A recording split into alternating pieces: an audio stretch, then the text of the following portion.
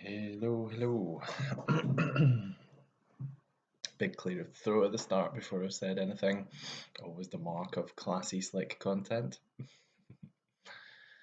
So stick around for the next 9, 10 minutes or so if you want to think about the pre-mortem. So perhaps this isn't something you've heard of, but it will sound very similar to something you have heard of. Perhaps this is something that you're comfortably aware of, in which case apologies if that last remark was a bit patronising. So pre-mortem is a tool, essentially. It's a tool to try and figure out where things might go wrong before they go wrong, is one definition for him. So its origins kind of come from the term post-mortem, and obviously a post-mortem in medical terms is where a dead body essentially is examined to try and determine the cause of death. So yeah, post-mortem. The term post-mortem is also used.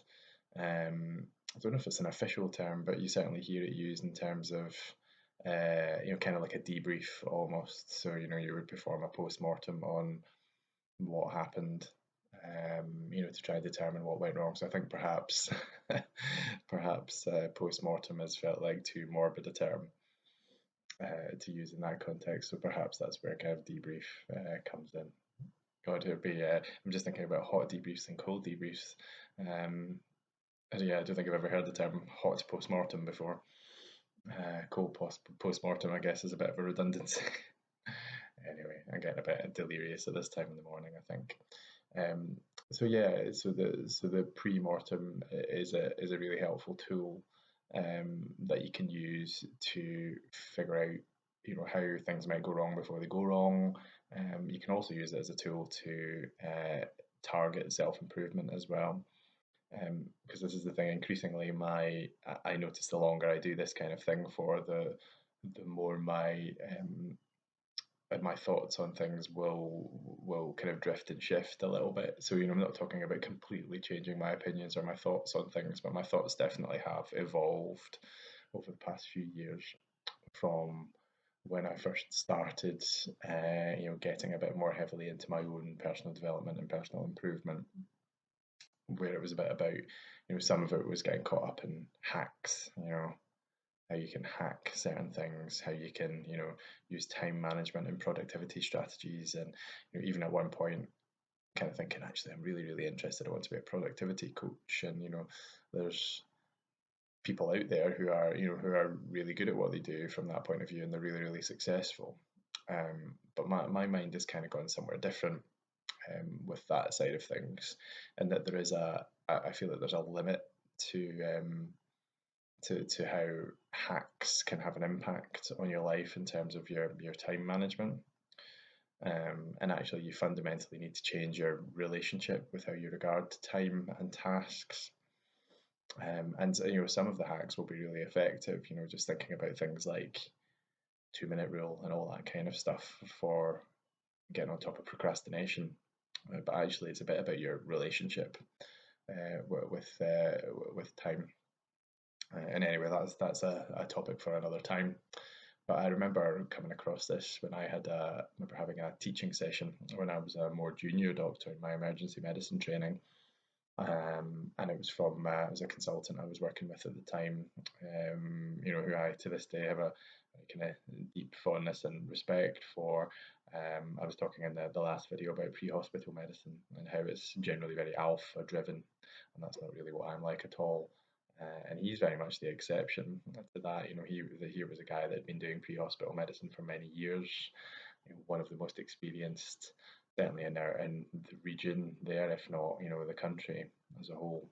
Very experienced guy, and he gave us a talk on human factors and crew resource management, and that was one of the things that he talked about was the pre-mortem. Thinking about situations that you're about to encounter, and thinking about the things that might trip you up before they happen, so that you can address them beforehand. And it was really, really interesting talk, some really, really interesting exercises in it. And that was something I think I actually heard the talk more than once, and that kind of stuff, the kind of softer skills in medicine was something I was always really fascinated by. And it is definitely something that I've used over time. You do need to manage your own mindset around it a little bit, because it is possible to get worried about things as well. So if you're someone who maybe tends towards overthinking and worrying a little bit, it can be something where you can go off in tangents about things. Worrying about what do I do if I have to do a pre-mortem C-section, in the middle of the night and all this kind of stuff. Yeah, I certainly used to worry about stuff like that when I was a trainee. If the consultant's 20 to 30 minutes away, what am I going to do? Am I going to have to do it? So that was the only thing about it. But I used to be able to use it as a very effective strategy for targeting my own kind of personal development as well. So, for example, if I had a set of 4 night shifts coming up where I was going to be the most senior doctor in the department with the consultant at home, maybe half an hour away, then I would, my mind would start to play through scenarios, and it was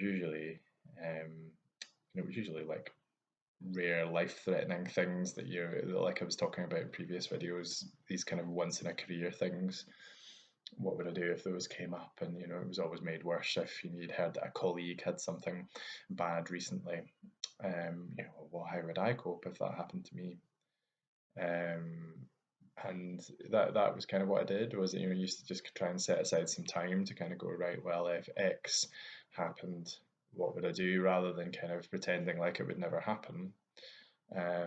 I would then try and squirrel some time away to sit down with a book, read about the topic, and maybe even on occasion, what I did with some stuff was actually sit down and write it out, thinking about the context of how I was working at that moment in time. So, what do I most fear happening when I'm on shift? Right, okay, let's just say that happened, and then let's just run it through. And then I would just sit down and I would write it out step by step. Right, this happens, this is how I respond, and I would just kind of run that through. And actually, certainly temporarily, um, was a big anxiety reliever. Um, and then it would go straight back up again afterwards. But it is quite powerful, I think, to maybe have mapped out at least some initial steps for these kinds of things that may never happen. The other place I've seen it used fairly recently, and actually I used it when I was talking to someone about interview preparation. They were getting ready for an interview that was coming up, and they were asking for some advice about questions and getting prepared for the interview in general. And that was one of the things I said was, clear a bit of time, clear a bit of headspace, have a think about what kind of things could I be asked where I would have no answer, that I would worry about being asked it, that actually I would struggle to come up with an example.